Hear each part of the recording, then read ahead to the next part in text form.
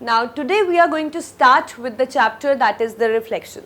So before we start, I want that you should know that what actually is the light, because see, you come across light always, right? You see a light coming from the sun, you see a light coming from the tube light, you have seen a lot of light related phenomena too. So we are here going to study the phenomena related to light. So before we start, I want that you should know that what is the light. Till now, you have learned that light is a form of energy. Light is a form of energy that enable us to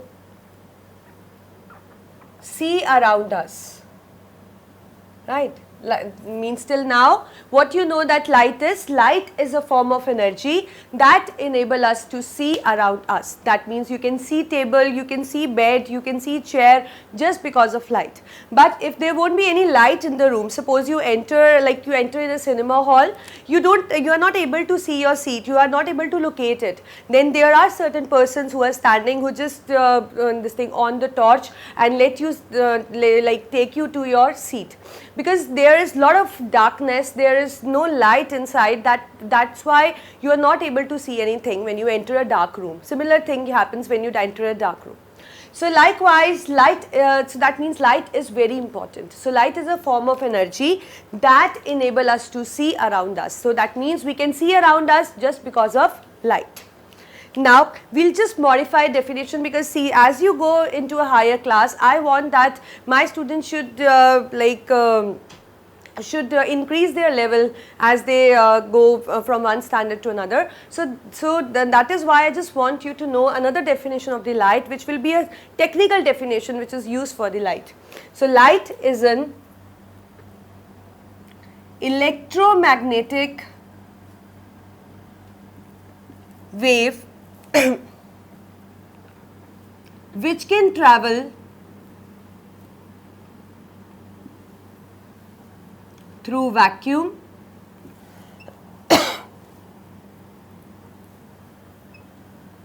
as well as through medium. So light is an electromagnetic wave. I just want you to make you familiar with the terms which I use in this definition, because this is not of your standard, but still, as you have seen that there is a lot of competition around, so you should also be familiar with the technical terms also which is used, because these are not so tough. See, what is wave? First of all, I want you to know that what is wave. See, wherever you drop a stone in the pond, what you see? You see the ripples. Like you throw this stone here, you see a small ripple, then a big ripple, then a big ripple, then a big ripple, right? So that is something called as wave. That means periodic transfer of energy from one point to another. So like you drop a stone here, so its energy is transferred to the water at that place. Those particles starts moving, they transfer energy to the another, they transfer energy to the another. So that is called as wave, where the periodic transfer, periodic means regular transfer of energy take place from one point to the another. So this is called as wave. So we regard light as a wave. We regard light as a wave. That means there is periodic disturbance, regular disturbance in a medium. And as I told you that it is an electromagnetic wave, so electromagnetic wave is that which can travel through vacuum. Vacuum is that where you have nothing is present, not even air is present, and also it can travel through any medium, and medium is that where we have certain thing present, like air is present, light is present, water is present, glass is present, so they all act as medium. So light is an electromagnetic wave which can travel through medium as well as through vacuum. So from now you'll use this term also, but you will use this term only when you are not talking in a technical way, because it is just a use that it is an energy and it enable us to see around us. But technically if we talk about light, so light is an electromagnetic wave. Now you know that what is wave, regular disturbance in a medium where energy transfer occurs, right? And what kind of wave? Electromagnetic. And what is electromagnetic? Electromagnetic is that which can travel through medium as well as through vacuum. So this is what is the light. Now depending upon like we know that light doesn't occur as such, it is emitted from certain source. So that means depending upon the source, that whether means an object has its own light or object doesn't has its own light, we divide the objects into two classes. One is the luminous objects, other is the non-luminous. Luminous ones are those which has its own light. They have actually their own light. So do you have any example? Yes, we do have. Example, sun. As you can see, the sun emits its own light. Sun has its own light. So because it has its own light, therefore we regard sun as a luminous object because it has its own light. And when we talk about non-luminous, obviously it is clear, it is luminous with its own light, and non-luminous which will not have its own light. So that means which do not have its own light. So I'll just state with an example. Suppose you enter into a dark room. Are you able to see a chair? No, we are not able to see a chair. Because why can't you see that? Because the chair do not emit any kind of light, and if it is emitting certain kind of light, then light would have entered our the iris, the eye, and it must reflect, and we are able to see that. But we are not able to see when we enter a dark room. But when you enter a room with the light, suppose you have on the tube lights and all or bulbs in your room, and you enter, then you can clearly see that yes, this is a chair, this is a table, this is a bed, because there is a luminous object already present. Like your tube light bulbs, they are luminous, they are emitting their own light, and when that light strikes the bed or chair, it gets reflected, and the reflected light, you can see that. So that means you can see the chair or table or anything which do not has its own light only when there is a luminous object, otherwise you cannot see that. So luminous is that which has its own light. It is visible because it is emitting its own light. But non-luminous is that which do not have its own light.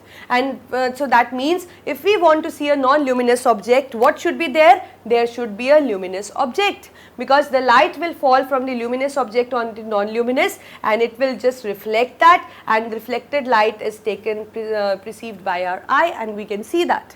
For example, non-luminous now, chair, table, you know, many examples are there which do not have its own light.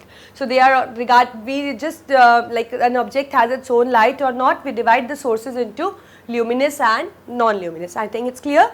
So luminous is that which has its own light. Example, sun. You can see sun clearly because the sun has its own light. But it appears to be big or small. That is a different part because it is far from us. But otherwise you are able to see sun because it emits its own light.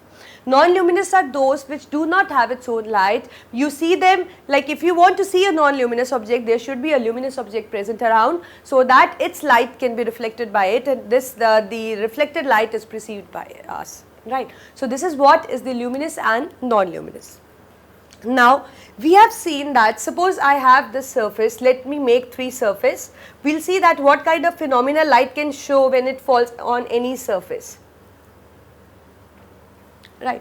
Suppose these are my surfaces, same surfaces, there is nothing different in them, and on all of them light is falling. On all of them light is falling. Now we see different phenomenons. I will write here. We will see different phenomena occurring when light falls on any surface. Sometimes we see that light falls on certain kind of surface and it gets absorbed. There is a chance that this surface may absorb the light. So that means this can occur, that light falls on certain surface and that surface absorb all the light falling on it. And there may be a chance that light fall on certain surface and this surface allow light, complete light, whole of the light to pass through it. Whole of the light to pass through it. We can also use the term for pass through it as transmit. So it transmits all the light falling on it. And there may be a chance that I'll make one more surface. There may be a chance that light is falling, it is not completely passed. Some amount of light is absorbed and some is passed or you can say some is reflected back, anything could be there. So that means there can be a chance when light get partially means only few amount of rays, partially transmitted, right? And there can be a chance that when light falls on a surface and it do not enter, it doesn't absorb at all and doesn't allow light to pass also, so it gets bounced back. So these kind of phenomenons can take place whenever the light falls on certain surface, that there is a chance that when light falls, the surface absorb the light, and you know that the surface which can absorb all the light rays falling on it appears to be black. That is why we say black is a perfect emitter and absorber of light. It can, like if there are rays falling on it, it will absorb all the light rays. That is why it appears to be black. And whenever it is heated, it is able to emit all the rays which is being absorbed by it. So it can, in both ways we say that it is a perfect emitter and perfect absorber. That is the black color. And there is a chance that light may pass through it, right? So if complete the light, a surface which allow complete light, complete transmission of light, that appears to be transparent. So anything that appears to be transparent, like we have a glass that appears to be transparent glass, so that is transparent because it is allow all light rays to pass through it, right?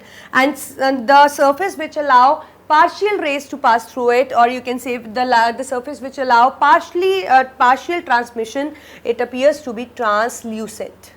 It appears to be translucent, right? And the surface, see this, there can be a phenomena that this strikes and nothing enter into it and just get reflected back and bounce back, and this kind of phenomena is called as reflection.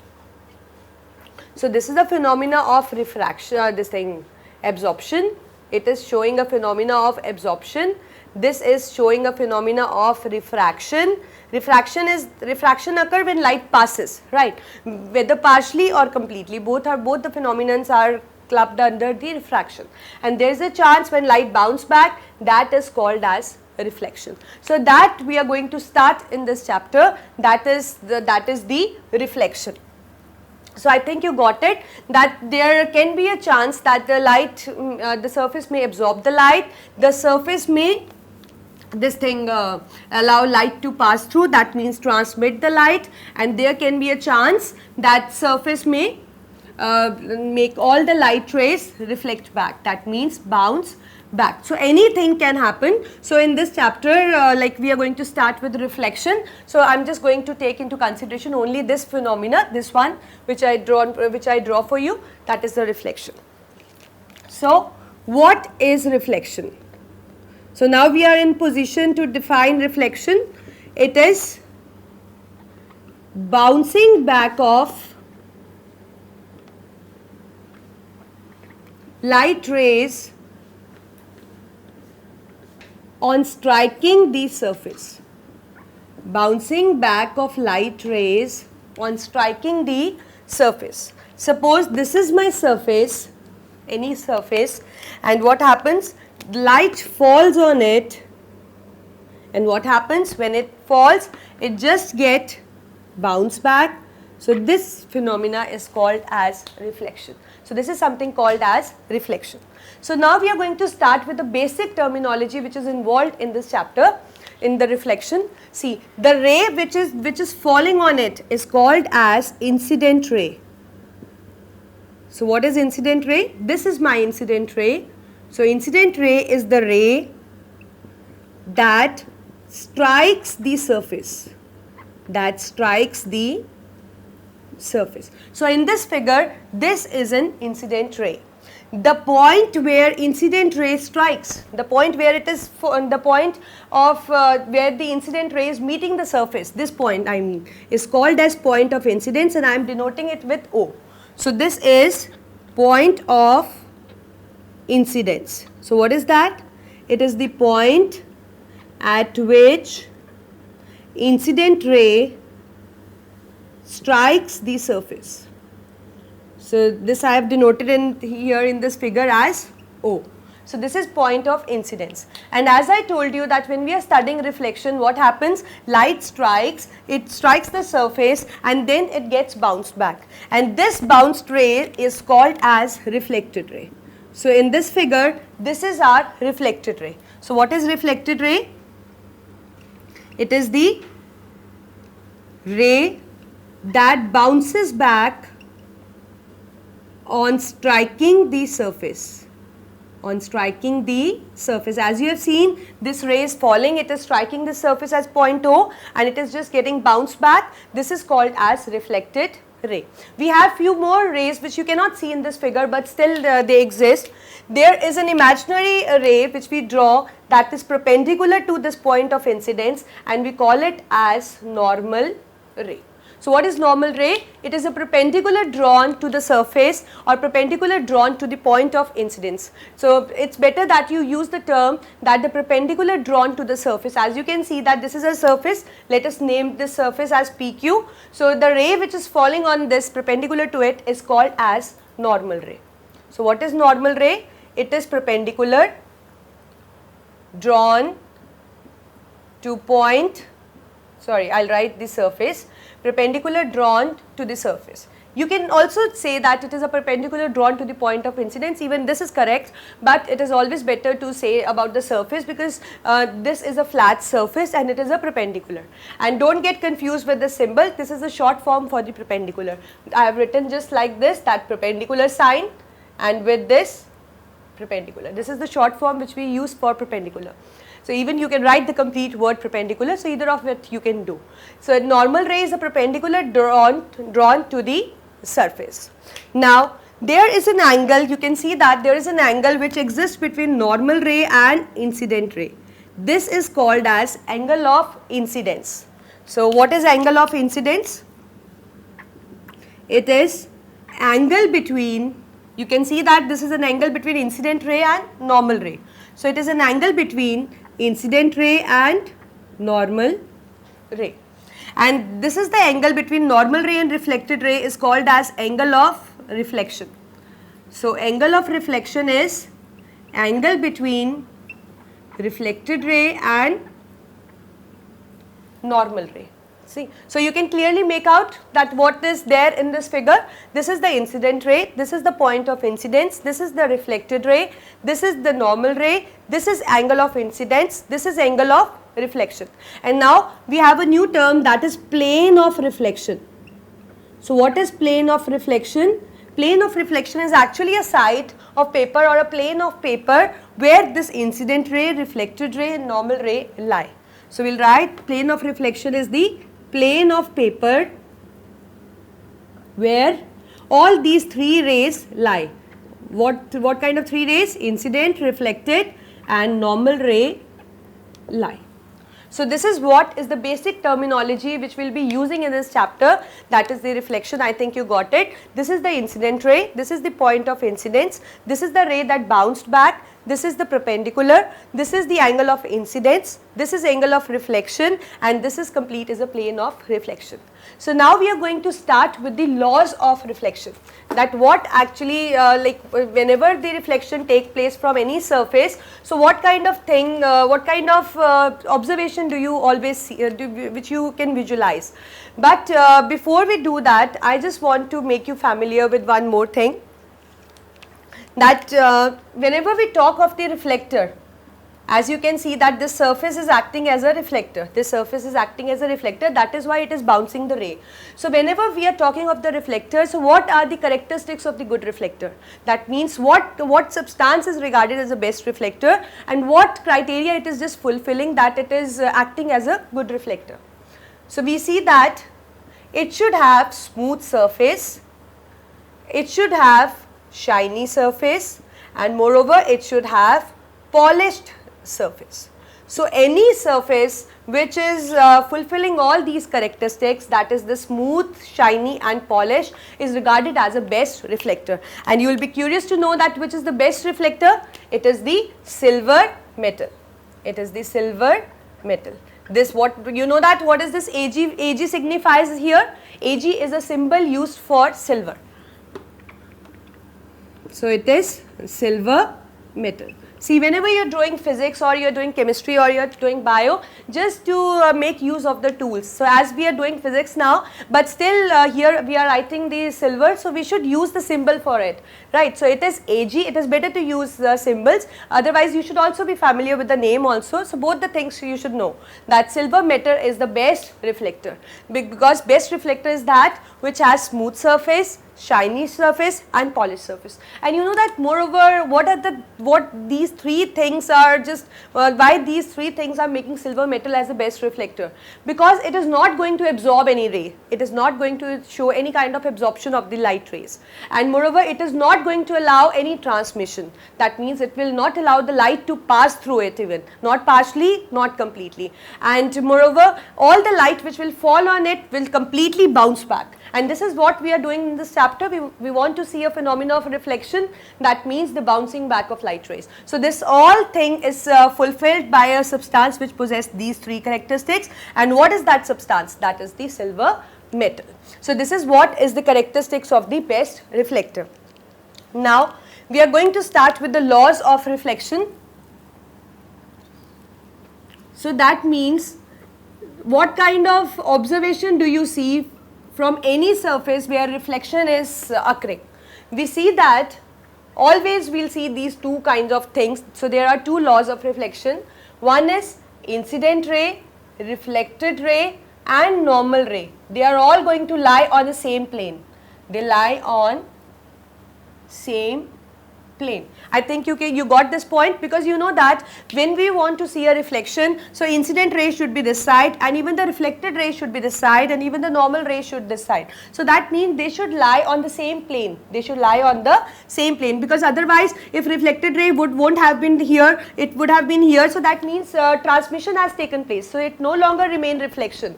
So whenever we are talking of reflection, we want that all these three rays to lie on same plane. So that means this is the first law, that whenever reflection is taking place from any surface, incident ray, reflected ray and normal ray, they all should lie on same plane. And moreover, you know that the angle of incidence is always equal to angle of reflection. This observation is always there. So that means if I say here this is striking at 45 degree, so you know that angle of reflection will also be 45 degree. That means angle I is always equal to angle R. This is very important law, right? So that means angle of incidence is always equal to angle R. So these are the two laws of reflection that you should know. Moreover, as I told you that as a characteristic of good reflector, I told you that we use smooth surface. So you must be wondering that when we use rough surface, what kind of observation do we see? Then is there any reflection from that surface? And if yes, then what kind of reflection do we see? Is it different from the reflection shown by smooth, or it is same with that? So I'll just draw a figure in order to explain you. See, suppose this is my rough surface. I'll write here, this is my rough surface and this is my smooth surface. I think you know that what is the difference between the rough and the smooth ones? Smooth ones are those which are actually a slippery kind of, and rough one is the rough surfaces are those which have irregularities in them. They have ridges and grooves like this. They have ridges and grooves between them. So we'll see that what kind of reflection do we observe in both. First, smooth one. These are my incident rays. These are point of incidence, right? So whenever they get reflect back, there is a regular kind of reflection like this. As you can see that reflected rays here are parallel to each other. You can see that they are moving in the same direction and they are parallel to each other. So this kind of reflection we observe from smooth surface. But whenever there is a reflection from rough surface, let's see that this is an incident ray.